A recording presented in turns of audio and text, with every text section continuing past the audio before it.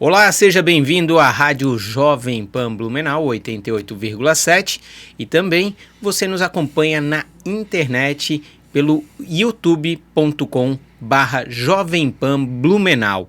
Aproveitando, antes da gente iniciar o bate-papo desta edição, eu convido você a se inscrever já aqui no YouTube também da Jovem Pan Blumenau e também dar um like e comentar, participar, pois isso sempre transforma o nosso canal, a nossa rádio, mais relevante no seu dia a dia e no dia a dia da nossa sociedade e comunidade. E falando em sociedade e comunidade, a gente sempre convive num verdadeiro condomínio.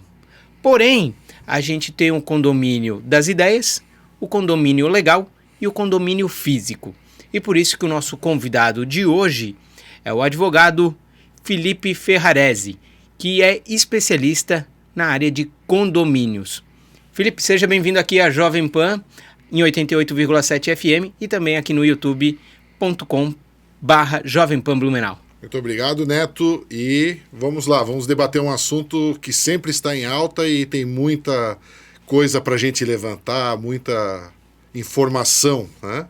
É isso mesmo, e isso é uma surpresa. Há alguns anos atrás, eu tive uma abordagem sabendo um pouquinho das tuas especialidades na área de advocacia e vi que tens a vocação nessa área do direito, que eu vou chamar de direito do condomínio. Mas me corrigindo já, eu não sabia que isso existia. Eu sabia um pouquinho da questão do Código Civil, das relações entre pessoas e empresas, mas existe sim, então, uma vertente nessa área do direito, da justiça, para a questão de condomínio. O que seria condomínio? Isso.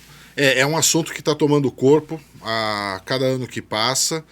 Até pouco tempo atrás, o Código Civil não tratava desse assunto especificamente, então remontava-se à Lei de Incorporações, que é lá de 1964, que também, até hoje, ela está em vigor em alguns dispositivos.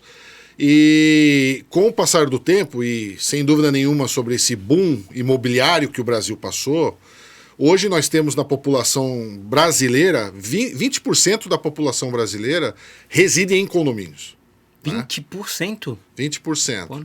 Então, em algumas regiões, esse número ainda ultrapassa, né? Principalmente aí em questões de densidade demográfica e as questões até mesmo de renda per capita.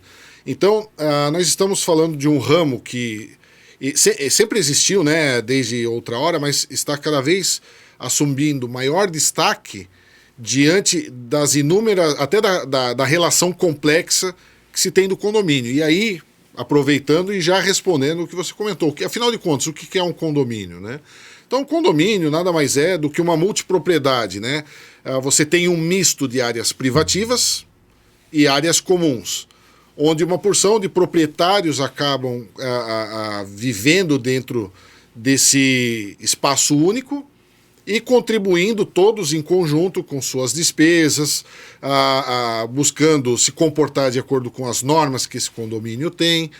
Então, ali você tem toda uma composição, né, até uma quantidade de propriedades aglutinadas num único local, onde o seu direito de propriedade é preservado,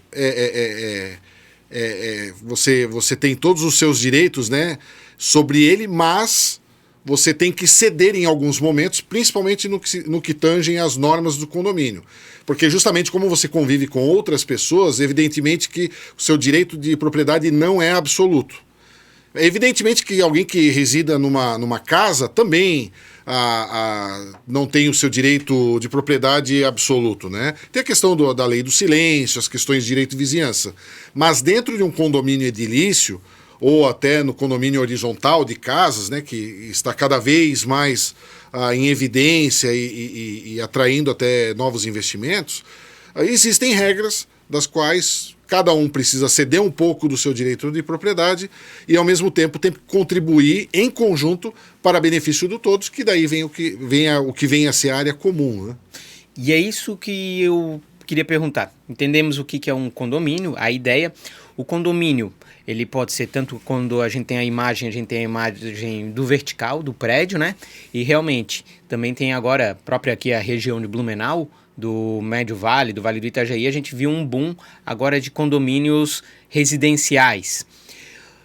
O que caracteriza um condomínio numa questão assim? Um condomínio, ele tem que ser constituído como é constituída uma empresa para ele ser válido, ou ele pode ser um acordo verbal e isso juridicamente também vale posterior? Vou dar um exemplo.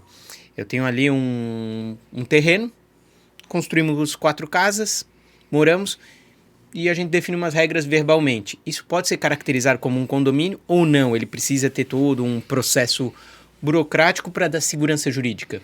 Sim, a própria lei de incorporações, né, a 4.591, lá de 1964, exige uma série de documentações, registros e informações para que você faça toda a verbação, a comunicação na matrícula do imóvel, do que vai surgir ali, né?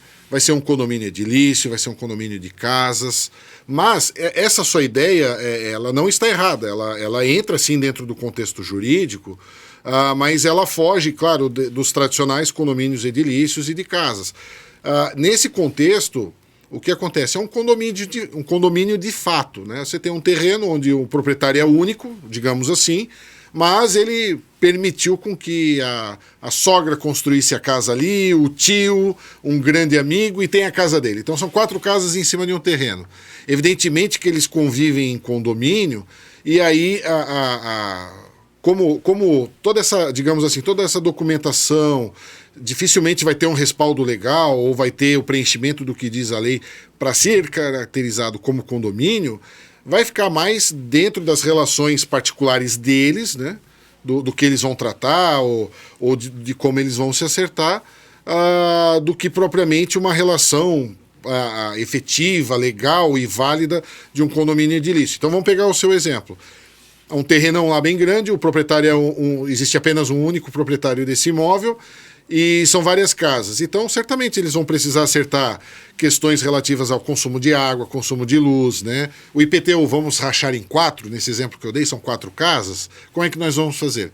Então, evidentemente que entre eles podem acertar certas regras, mas vai ser mais de cunho até pessoal ali, né? Uhum. Em contrapartida, quando falamos de condomínio edilício e condomínio de casas, tem uma série de documentos que precisam ser arquivados no registro de imóveis, que precisam passar por diversas assinaturas, né? Por exemplo, o condomínio, ele propriamente nem existe, mas um dos documentos que você precisa juntar é o regimento interno, a futura convenção do condomínio e regimento interno.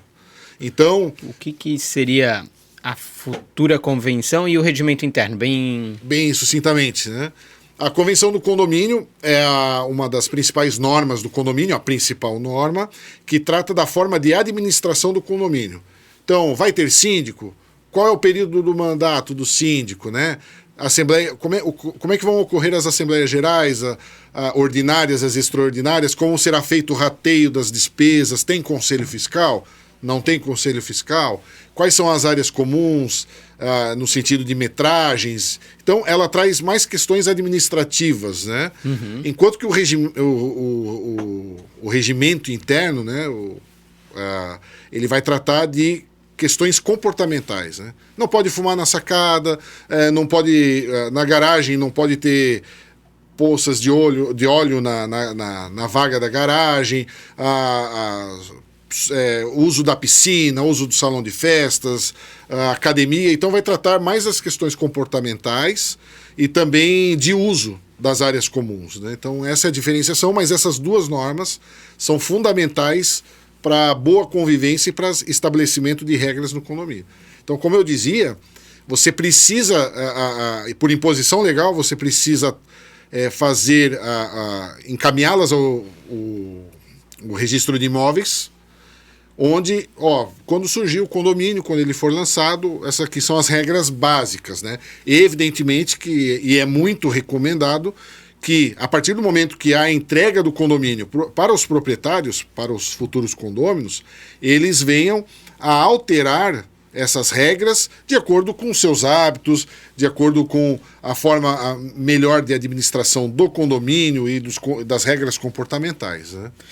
Essas regras, tanto de como funciona eleição, as definições administrativas do condomínio, como de convivência, elas são obrigadas a ficar registradas no registro de imóveis? Isso. Se ela não estiver registrada lá no livro 3, que é um livro auxiliar do registro de imóveis, ela ainda tem validade, né? Então, existe uma súmula do STJ que ele confere validade à convenção e o regimento interno, ainda que não estejam arquivados, né, as suas alterações no registro de imóveis. Mas, por recomendação jurídica, né, seria bom que se fizesse, porque a partir do momento que você leva esse instrumento alterado, né, atualizado, no arquivamento lá do registro de imóveis, digamos assim, o efeito do que está ali escrito é contra todos, inclusive de um futuro comprador, até inclusive nas relações de locação. Então, é como se todo mundo já ficasse ciente das regras, né? Evidentemente que a partir do momento que essa pessoa vira a conviver nesse condomínio, ele vai receber lá uma minuta da convenção e do regimento interno e vai ter o conhecimento.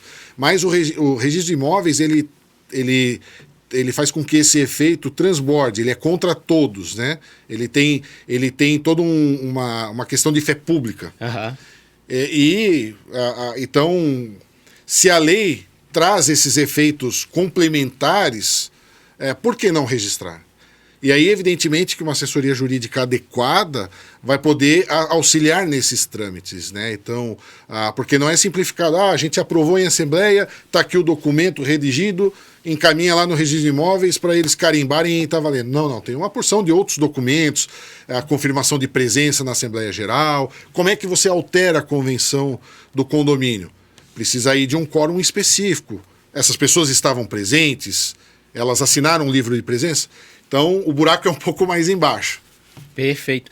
Até comentando, a gente aqui na Jovem Pan Blumenau 88,7 FM e também aqui no youtube.com/Jovem Pan Blumenau, a gente tem esse quadro Conecta Pan, que é conectar as informações de Blumenau com você que nos acompanha, mas também levando aí para toda essa esfera pelas ondas do rádio e também pela internet, e onde a gente tem o nosso convidado, que é o advogado Felipe Ferrarese, que é especialista e uma das referências em Santa Catarina nessa questão jurídica do direito aí de condomínios. Então, para também a gente conhecer algumas pessoas, personalidades e profissões que nós temos aqui em Blumenau, na nossa região da Grande Blumenau, que são referências não só em Santa Catarina, mas também em todo o Brasil. E é esse o caso de hoje, por isso o motivo da nossa conversa. E aí, doutor, uma pergunta agora básica, como o senhor falou. Comentou que 20% da população brasileira já vive em condomínios. Nós também temos os condomínios empresariais, né, que também estão numa crescente. A cidade de Blumenau, eu deduzo, por percepção, que é uma cidade que cada vez mais está também entrando nessa esfera de condomínio residenciais, seja verticais ou horizontais, e também a gente viu uma crescente também de condomínios empresariais e até industriais. Então eu acredito que Blumenau realmente deve ter mais de 20%. Porém, a gente sempre pega que muitas pessoas moravam em casa e vão individualizado e condomínios. Aí vem aquelas perguntas assim, quais são os principais problemas que no setor jurídico do direito o senhor acaba vendo, vivenciando e que dá para prevenir? Então esse é aquele momento assim, o que tem de mais bizarro que pode ter, mas como também aquilo que às vezes a gente não se percebe, e se a gente tiver uma assessoria jurídica a gente evita dor de cabeça, seja como morador ou principalmente, que muitas vezes as pessoas não sabem, a pessoa que é síndica, a responsabilidade que ela acaba tendo em assumir esse ato, né? Exato. Eu até com alguns colegas, né, síndicos, moradores, até outros advogados da área, eu acabo brincando de que o ideal seria que a pessoa que vai viver em condomínio, pouco importa se ela veio de casa ou não, deveria fazer uma provinha antes para entender efetivamente da mudança de comportamento e até, digamos, de modo de vida, né, que ela vai adentrar. Então, a pessoa que está acostumada a conviver em casa, evidentemente, tem várias questões mais voltadas para suas liberdades, tem um espaço maior também, né? E evidentemente, ela tem uma disposição do seu bem muito mais facilitada. Então, por exemplo, a pessoa que reside em casa, eu quero trocar as telhas, pintar a casa de outra cor, mexer na estrutura, isso, aquilo lá, pode fazer. É o bem dela, né? O bem imóvel. A partir do momento que ela adentra um condomínio, ela não tem essa liberdade. Ela tem várias restrições sobre o imóvel. Então, por exemplo, restrições, inclusive, com relação à parte estrutural. Vai fazer alguma obra, necessariamente precisa comunicar antecipadamente o síndico do que vai ser feito e apresentar ART ou RTT, né, que são as anotações de responsabilidade técnica, daquilo que será feito no condomínio. Por quê? E aí vem aquela famosa frase que tira às vezes do sério, assim, que incomoda, né? Mas o apartamento é meu, eu faço o que bem entender dele. É meu, é minha propriedade. Se eu quiser quebrar essa parede, eu quebro essa parede. Se eu quiser ampliar essa área, eu amplio. Se eu quiser pintar tudo de roxo, de verde, de lilás, eu pinto. Não é bem assim. Inclusive, numa dessas atitudes, alguns anos atrás no Rio de Janeiro, um prédio ele desmoronou completamente por conta de uma conduta assim da pessoa que estava fazendo obra num apartamento que era do segundo andar. Ele quebrou, ele queria ampliar um espaço dentro do apartamento, ele quebrou uma parede. Veja só, um único apartamento num condomínio que tinha, se não, salvo engano, mais de 20 andares. Nossa. Ele quebrou aquela parede, deu um impacto estrutural de tal ordem que o prédio veio à ruína e morreram pessoas. Uhum. Né? E aí as pessoas pensam, mas a pessoa que quebrou a parede, ele é o culpado, ele é o responsável. Sem sombra de dúvida, mas antes dele, o síndico, por imposição legal. O síndico, ele tem esse dever, ele tem a responsabilidade civil, penal, inclusive administrativa e ambiental, de se certificar, de fiscalizar, de procurar, com várias atitudes, né, várias ações, não permitir com que possibilidades como essa aconteçam. Né? Então, para o condômino, ele tem que entender que o apartamento não é bem assim, que ele faz o que bem entender. Se é situações estruturais, ele precisa comunicar antes e precisa dar uma segurança para o síndico de que a obra que será feita não vai comprometer a estrutura do condomínio.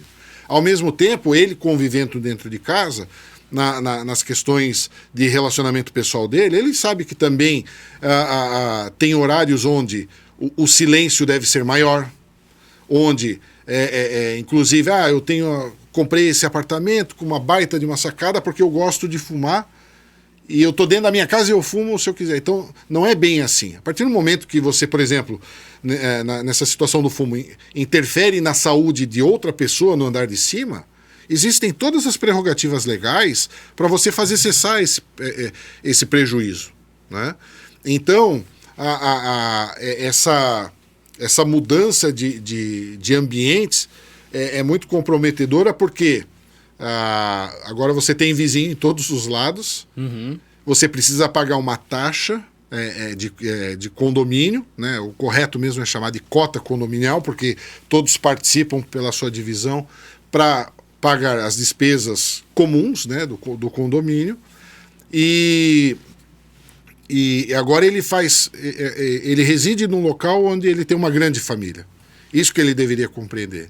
Perfeito. Antes de eu tomar uma certa atitude, se a pessoa pensasse o seguinte, de alguma forma pode interferir no sentido de incomodar ou causar prejuízo ao meu vizinho de cima ou de baixo, não, é possível. E ele ver formas disso, que seja conversar com os vizinhos ou até com o próprio síndico, de se ele pode fazer ou não pode fazer ou como deve fazer, olha, mais da metade dos problemas estariam resolvidos nos condomínios. Então, o que muitas vezes se vê é um problema de individualismo. Eu quero olhar só para a minha própria barriga.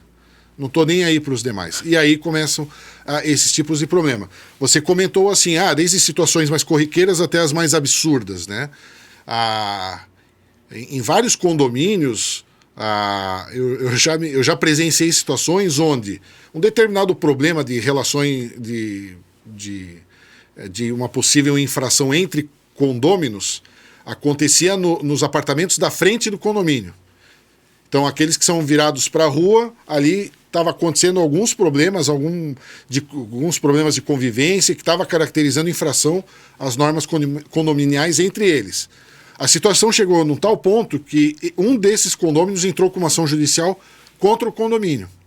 Certo. O que as pessoas do fundão lá, que moram para a parte de trás do condomínio, disseram sobre isso?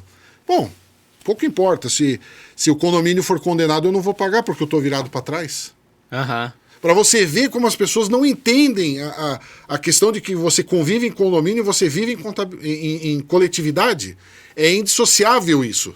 Você não pode simplesmente pegar uma eventual condenação que vem da justiça e penalizar aqueles da frente, porque a briga é lá, e não os de trás. Uhum. Então, eu digo mais, e aqui eu quero fazer um parênteses muito importante que muitas vezes algumas pessoas me perguntam, mas, Felipe, vamos lá, cá entre nós, né? Naquela conversa mais aproximada.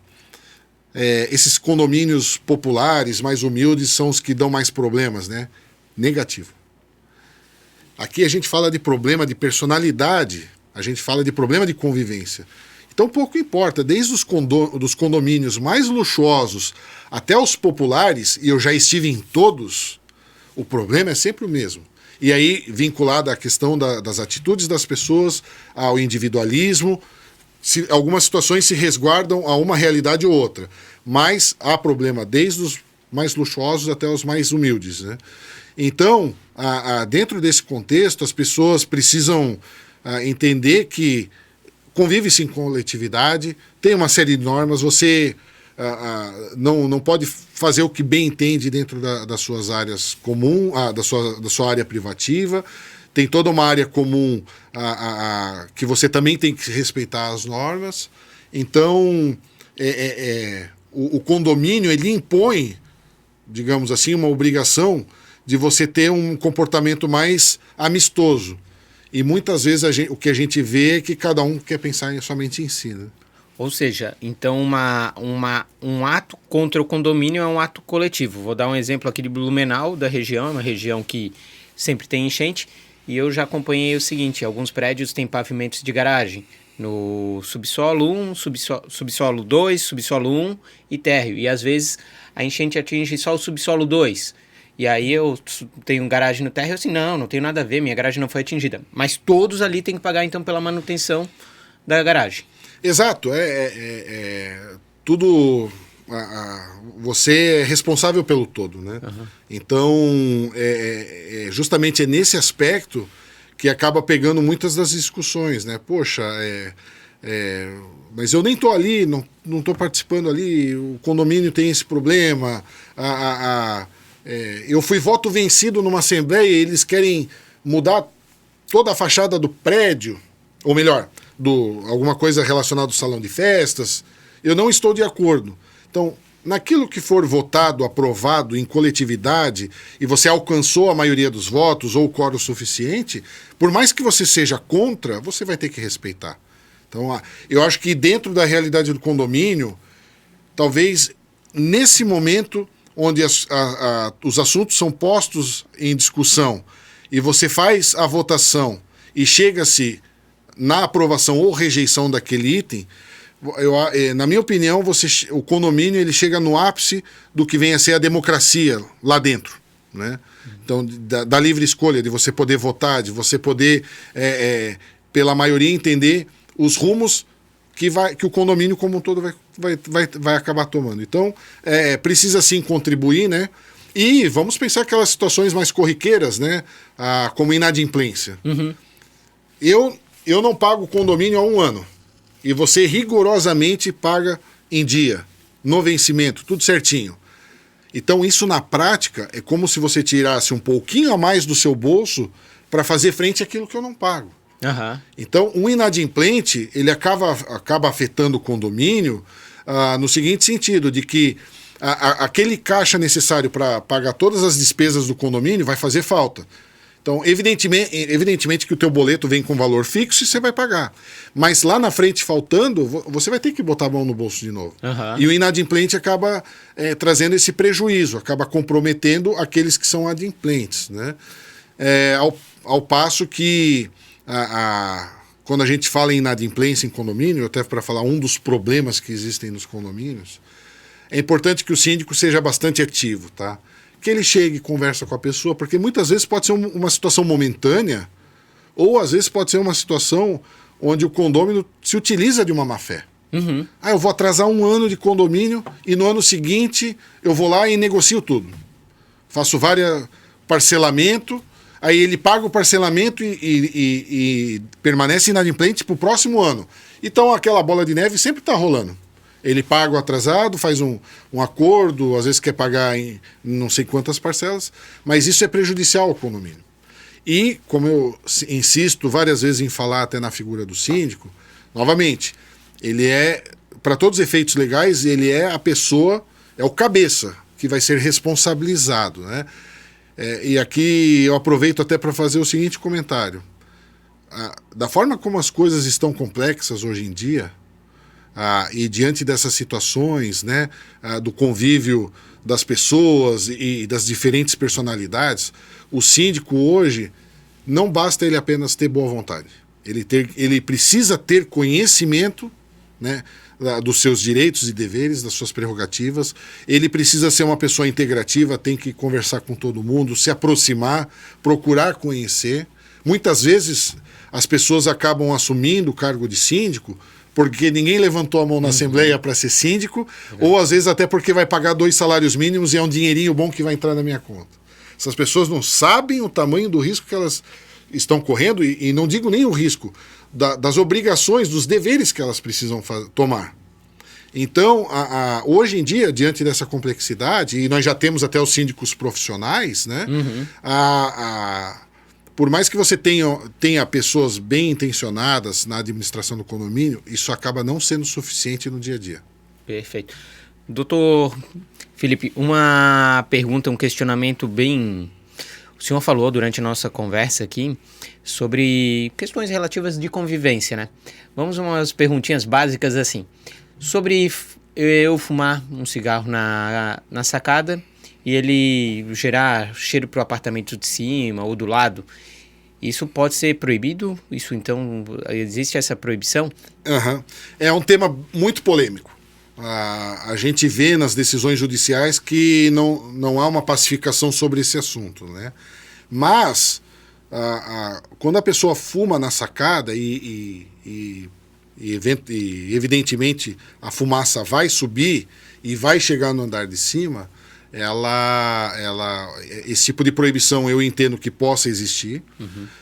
Porque o próprio Código Civil ele prevê lá no artigo 1336 que o síndico ele deve observar todas as questões de boa convivência e moradia e preservar a segurança, a salubridade e a saúde dos condôminos. Então o condomínio, através do síndico, pode notificar o morador? Pode notificar o morador. Porém, o morador ele tem o direito de fumar, né? Uhum. Então ele tem que procurar meios de fazer isso de uma forma interna que gere o mínimo possível aí da fumaça ou até mesmo do cheiro. E se ele conseguir fazer isso dentro de algumas situações, claro, muitas delas são até impossíveis, mas se conseguir, ele pode fumar. A questão é ele evitar ao máximo a interferência terceira. Uma outra pergunta. Tem gente que adora bichinho.